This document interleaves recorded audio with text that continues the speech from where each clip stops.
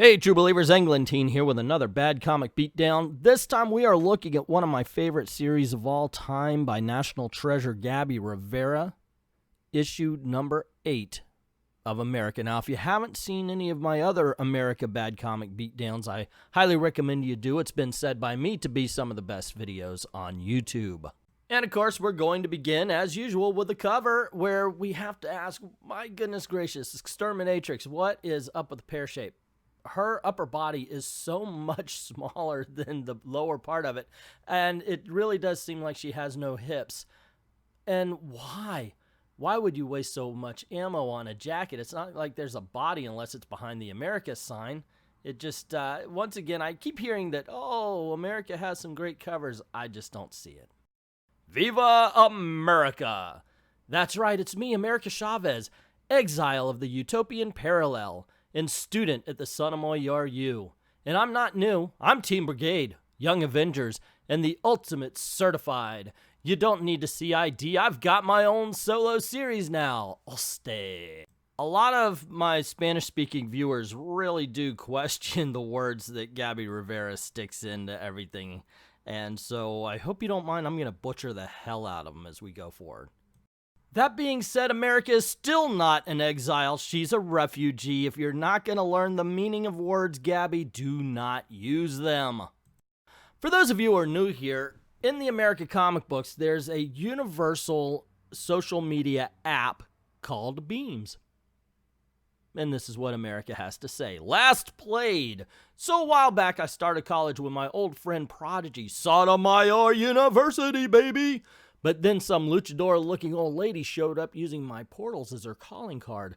I needed a vacation, but ended up fighting to save an old crush from the Midas Corporation. And this would be issue 6, where we had a big fight between the nearly invulnerable lesbian portal puncher America and her regular old Latina boxer girlfriend. And still it was a contest. This book is so inconsistent. And then I found out that Majamar is my grandmother. She showed me her home, my home, Planeta Fuertona. You gotta love the interdimensional planets with the Latina names. Seriously, this is why Gabby Rivera is a treasure. That and the lack of transitions from crazy luchador lady to, oh yeah, Majamar.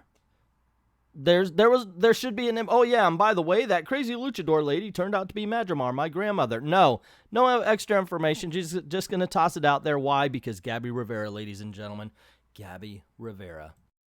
But thankfully, it gets better still.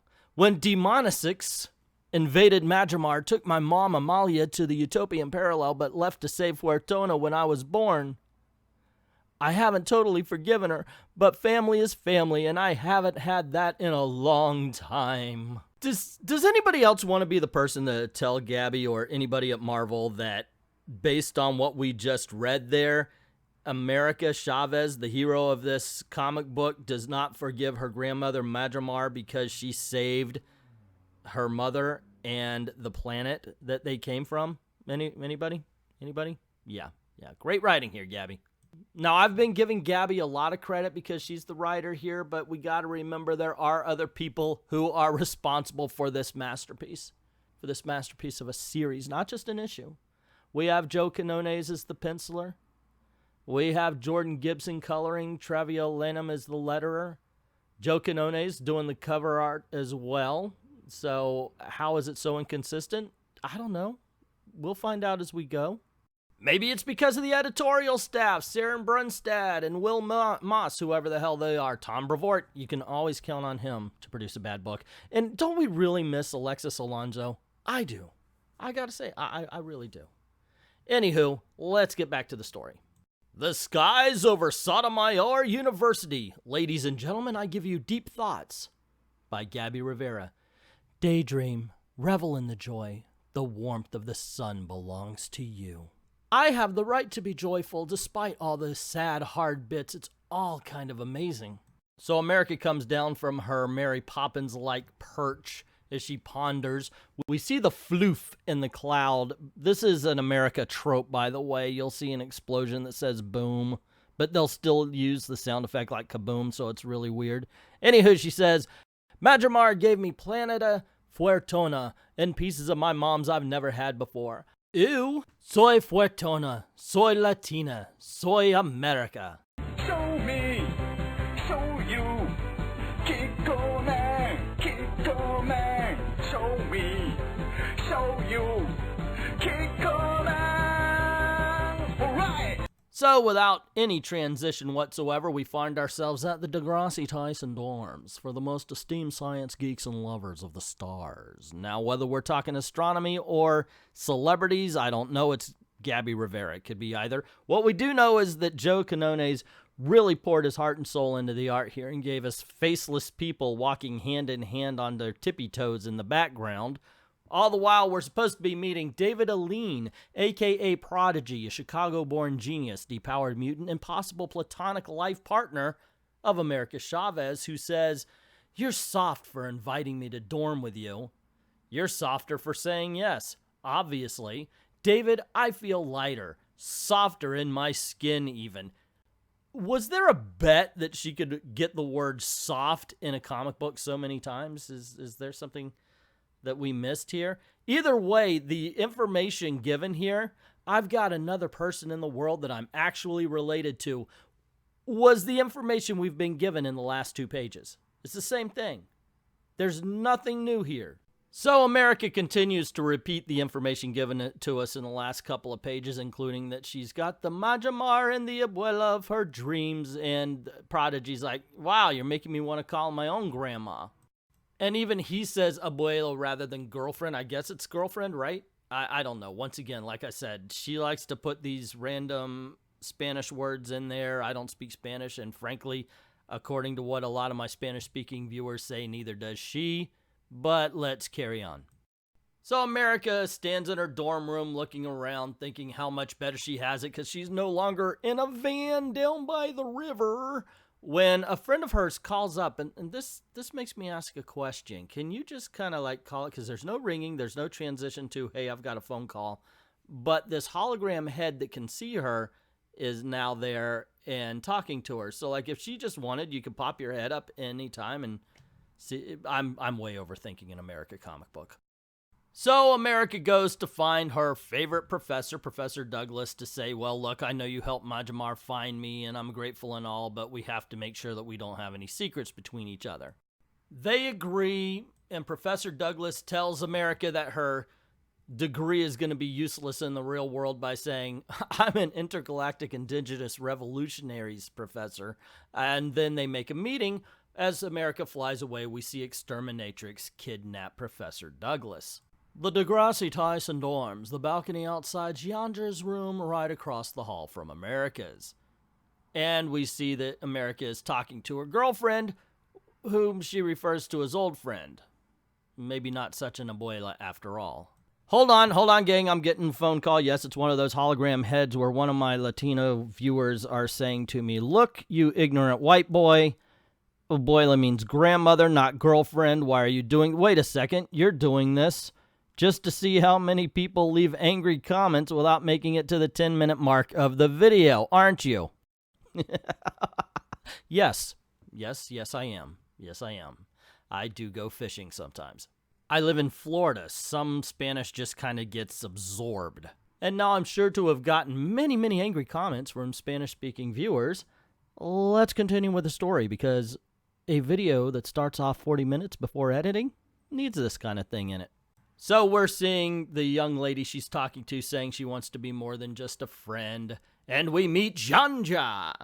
And I'm not kidding. This is exactly how it was written. Jandra, leader of the Lilu Multipass Phi Theta Betas and current candidate for student body president. Lilu Multipass Phi Theta Betas is a thing, ladies and gentlemen. This is canon. This is canon in the Marvel Universe. Not joking. So is the design. Ugh. Gabby, you are a national treasure for being the worst. So America's like, hey, you know, I'll keep leading you on because we fought 2 issues ago. So if you keep hitting me up looking so cute, we could be girlfriends. And hearing something behind her, America decides to hang up and check on her friends. I don't know if this is Joe Canone's brilliance or Gabby Rivera's brilliance, but so she's talking to her girlfriend on the balcony, looking out over a nice dark blue nighttime sky, and what alerts her to trouble isn't the bright orange change to the sky with explosions overhead, but the sound click, click, click. Guys, come on, do better. And America notices a group of mindless ones falling out of the sky. What happens in Vegas is supposed to stay in Vegas, malcriados. For what happens next, though, I feel like I really need to read from Marvel's wiki so you could kind of get an understand of the mindless ones. The mindless ones were virtually unstoppable engines of destruction. When a rival was deemed to be becoming too powerful, Plokta, the creator of the mindless ones, would let the mindless ones loose in a rival's realm, tying up the rival's resources, trying to contain them. When Dormammu was expanding his dark dimension by breaking down barriers between it and other realms, one of his few new acquisitions contained mindless ones who rampaged through the dark dimensions until Dormammu managed to drive them back into a small region when he enclosed with his magical shield to keep them out of his domain. Not that he destroyed them, he could only contain them. Now, let's see how America and her normal friends who run the Lilu Multipass Phi Theta. Oh, God. Here we go, anyway. So America faces them. Mindless ones. Am I going to have to power stomp you suckers again? Leading Prodigy to go, oh, wow, I've read about this. I want to see it. And, of course, Chandra, being a lesbian because all women at Sotomayor you are, says, I'm a little turned on by the idea of a power anything, to be honest. And thus we see America bitch-slapping things that Dormammu has had trouble with. Oh look, an unpowered Prodigy is defeating one with an umbrella. But that's not the worst of it. The leader of the Lilu Multipass dance troupe sweeps the leg on one of them. These things are supposed to be virtually unstoppable. Oh, but what's worse is where did they go? The next panel, the very next freaking panel, because of a leg sweep, they disappeared. They don't even fly off. They don't blow up. They don't do any of this thing. And so America says, I'm going to go check the rest of the campus. I'll review security data, check for breaches. And I'm with you, Davey, because she can't do anything else. So America goes somewhere. There's no indication of where she went to. Yes, show no mercy as a car. I guess it's the dog barking, see you later, boys. Well, at least you see them getting knocked down in this panel. So by saying that she's going to check the rest of the campus, America really meant she was going to go looking for Professor Douglas, where she finds, of course, we know she's been kidnapped, so she doesn't find her there. She picks up the dog and flies away. At the same time, we hear, attention students, please follow emergency protocol. Flight restrictions are in effect. Students must walk to the Chavella Vargas Amphitheater, wait further instructions. Are there more people than just America who know how to fly here? This really needs to be established at some point, Gabby. And we see a woman in red saying, see you there, America. I want to point out something because I did bring up that it needs to be established. I have read all 7 of the previous issues, and nothing like that has ever been established. Nothing that there's more superheroes there, nothing that there's more superpowered people there. The only person was Prodigy, and so there weren't a lot of flyers before. Naturally, after the attack, the principal is going to have an assembly and talk about this, and as America and her friends are coming in, they're talking about how there should have been a force field, but it was shut down 30 seconds before the explosion. So obviously someone on the inside is helping them. And considering they're having this conversation while the lady in red is walking up the stairs, hey, guess who's the bad guy? It's not exactly subtle, but America at least does kind of bring up the fact that Professor Douglas is missing. So, okay, good. Little story structure here. Good for you, Gabby. You wrote a panel good. You wrote a panel well, I should say. Ahem. Students of Sotomayor University, this is not how I was supposed to meet all of you, but given the circumstances, it's better we move fast. I'm Dr. Billy Brightly, newly appointed Dean of Students. Tonight's attack highlights Sotomayor's inability to keep its students safe, and I'm here to change that. We've restricted teleportation and flight privileges. Dampeners are being put in place, along with a zero-tolerance policy on star portals. This panel drives me nuts. First of all, I like it because Gabby's trying to sound intelligent with Prodigy. Enforced safety restrictions tend to benefit those in power most. Or maybe the students who, for some reason, now have mindless ones falling out of the sky because of teleportation. So why not put restrictions on teleportations, you dumbass?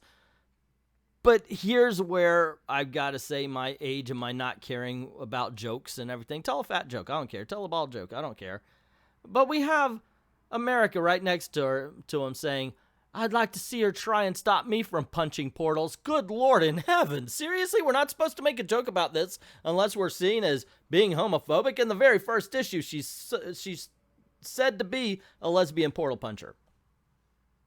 This is like a gay guy who has the superpower of turning poles into smoke. We're not supposed to talk about that? Same here, guys. I don't know. But at least it's got Chandra from the Lilu Multipass group over here saying, maybe it makes sense for tonight.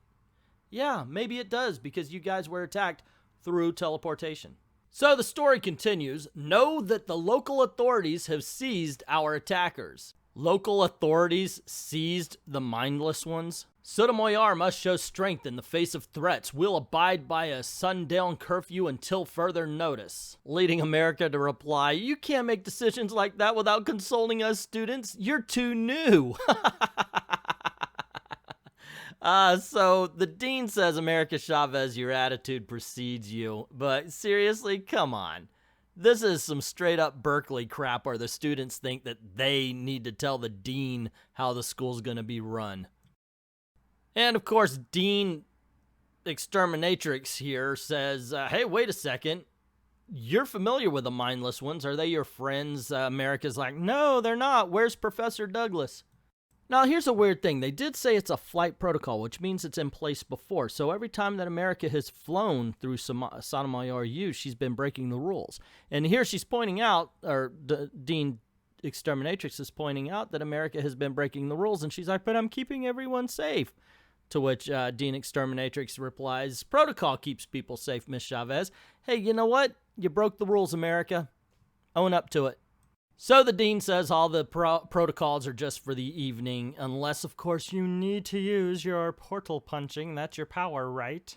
But America says, hey, yeah, it's one of my powers, but if it's going to make Sotomayor safe, I'm cool. I won't do it tonight. And then, of course, Dean Exterminatrix says, I don't know where Douglas is. Your guess is as good as mine. Here's the full page.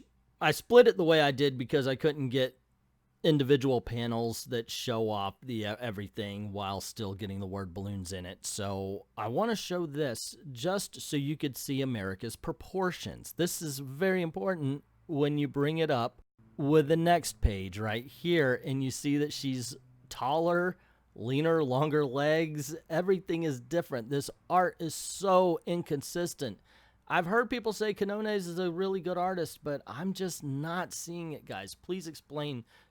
I know he's better than me. I'll give him that much because I can't draw for shit, but please explain how he's a good artist to me. Department of Radical Women and Intergalactic Indigenous People. That is a joke in its own. Can you just show a sign? Can something just be something, Gabby? And think about this. Okay, in Department of Radical Women, that's ridiculous in itself. But Intergalactic Indigenous People, that's everybody, dumbass. Everyone. Like I said, this comic book is best when Gabby Rivera thinks she's being clever. So Dean Exterminatrix shows up at Chandra's room saying, Chandra, may I come in? I'm in need of your assistance. Chandra says, no, you can't come in here. Actually, she can. So long as she's not trying to help out a police investigation, she could do visual room checks. Anywho, she says, I realize this is highly inappropriate, but the security of all students at Sotomayor is at stake.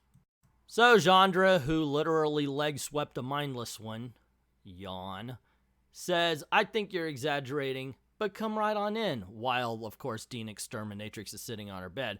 Then, of course, the dean says, well, I need your help in keeping the students safe, but I have a very sensitive request for you. So Dean Exterminatrix tells her that America is the last person to have seen Professor Douglas, and Chandra's like, but she's looking for Professor Douglas. And she says, hey, if you help me out, it's going to show the students that you will put them over your best friend in order to find justice, blah, blah, blah, yada, yada. And Then Chandra's like, whoa. Cut to America and Prodigy talking about how Prodigy can bypass all of Sotomayor's security.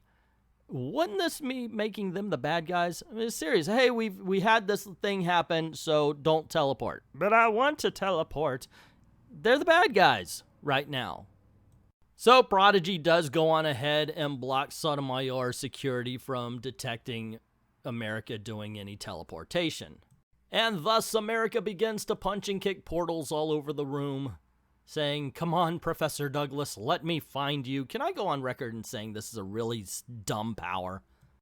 And so we see that there's even cameras in the room. And in this case, it's saying, oh, look at you two trying so hard. I didn't know you could open multiple portals at once like that. Imagine what you'd reveal of your powers under the light of torture. And of course, we see that it is Dean Exterminatrix, who's also saying, when you put our first entity out of commission back on planet Maltixa, that's from the first issue, I viewed you mainly as a nuisance. Foxy, because every woman at Sotomayor is a lesbian, but a one-trick pony with a disgusting amount of morality.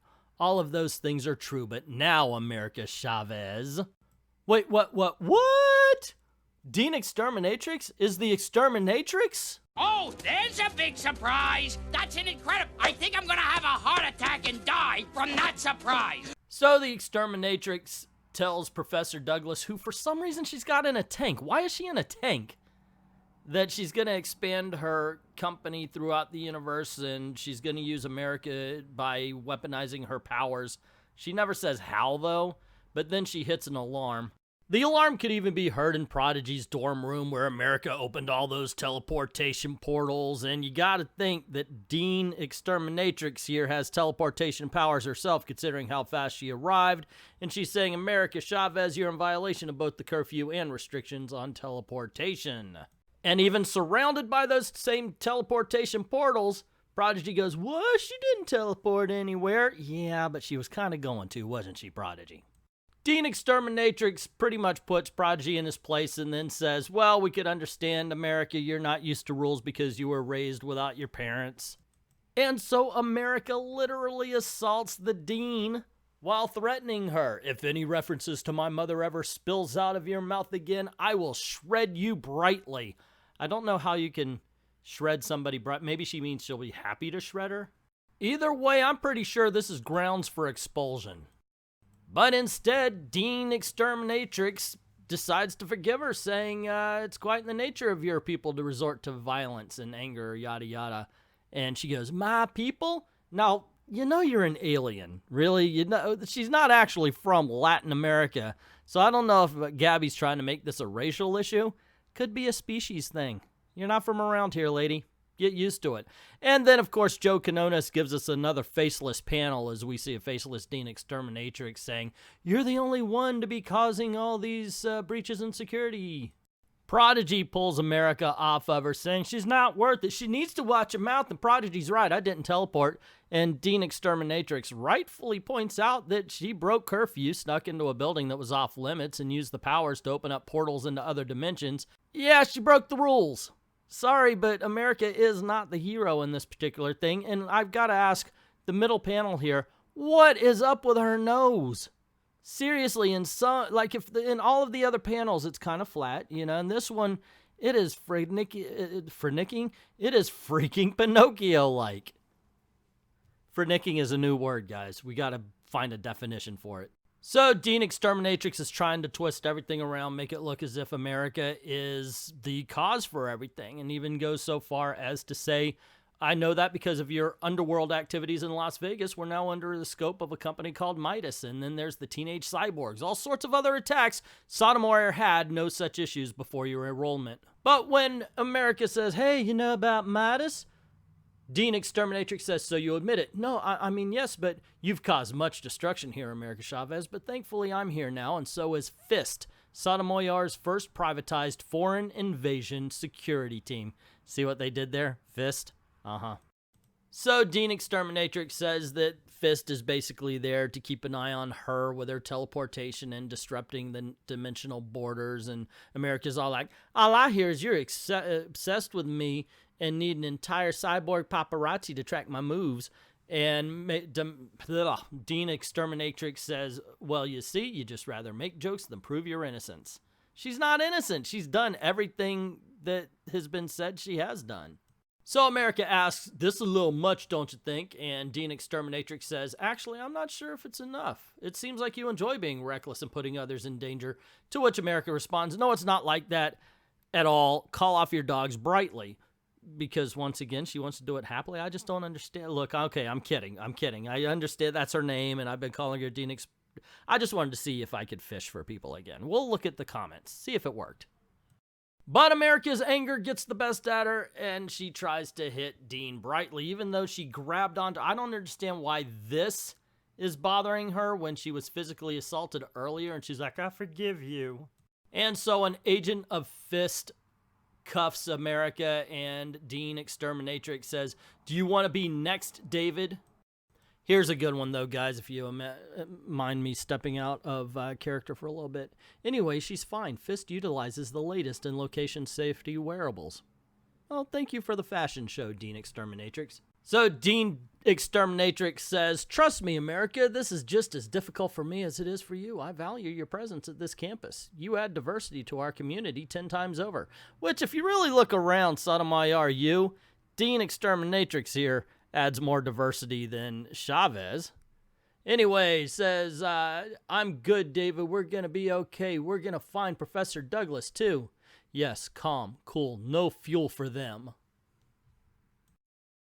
Yeah, calm and cool should have been the rules at the beginning, but it didn't go down that way, did it, David? So America Chavez is led off in cuffs, and Dean Exterminatrix addresses the students. Students, all we're going to do is give America a refresher on our safety protocol. There's no need to be alarmed. We're just going to take her to a re-education camp, and there's no need to be alarmed? Yeah, come on, pull the other one, Dean. And so the dean says, hey, one of you watch Mr. Aline until we've got America secured. Why? Wouldn't one of them just be able to handle? He's a normal guy. Let one of them watch him while you're walking. So Prodigy shows a little backbone saying, your boss is gone now, pig, back off. And we see that it's Jandra, and she says, David, don't freak out or anything, but we don't have a lot of time. Ladies and gentlemen, the wit and wisdom of Gabby Rivera. Mi gente, Jandra's got some explaining to do. Bets on how America's gonna get out of this one? Till next time. There you go, gang. That was issue number 8 of America. And I've got to say, it's sad because the book gets better as it goes. Seriously, that's how bad issue 7 through 1 is. This book sucked, and it's still better than those 7 issues. It really is bad. I love the inconsistencies in both the writing and the art, because sometimes you can only say, well, there's artistic inconsistencies. But this time, yeah, it's all over the board everywhere. What a horrible book. You gotta love it. You gotta love Gabby Rivera for how bad she is. Like I said, she's so bad, she's a national treasure. I absolutely believe that. Anyway, what do you think? Let me know in the comments below. Don't forget to click like, share, subscribe, and hit that notification bell if you haven't done it already. And in order to help the channel, if you would like to, please go on over to Ko-Fi or to Patreon, drop $1 in the till, or click on our Amazon store. Maybe you'll find something cool there. You get something, and you help out the channel. So everyone's happy. I'd like to thank everybody who's already done that, and to everyone, all of the true believers, thank you very, very much for watching.